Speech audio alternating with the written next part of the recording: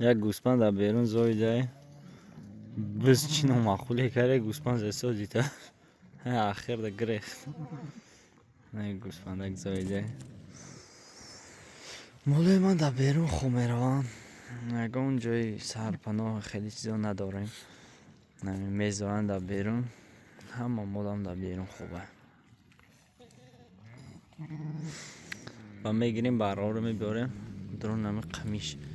این هم بالاش پوشتگی نیست هم بالاش کشوده فقط گردش قمیش بافتگی مقصد شمال پناه های تمام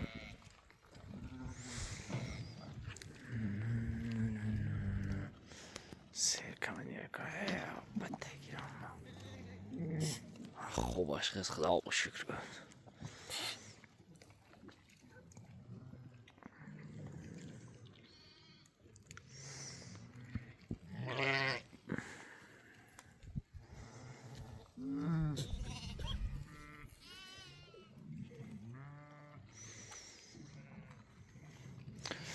بو کیزای دیگه دستش بردارن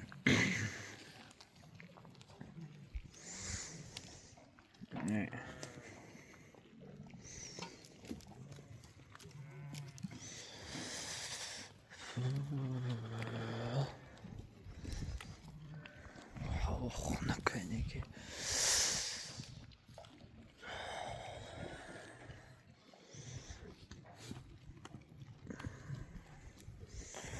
یک گوسفند دیگه ما میزوی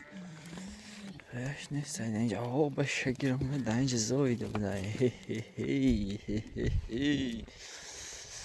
نه بچهش خسته خدا بشور بچهش هم راکی مایده قفوی زندگی از این بارچه ها رو میگیریم درون میمونیم خدا خواهد می می می می می می می می می می می می می بسم الله الرحمن الرحیم درک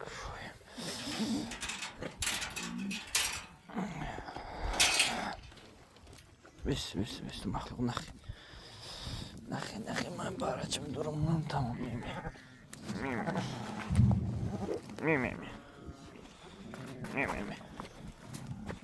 می می انا بچت گیر اینجا شمال پناه اینش دو گونی زایدگی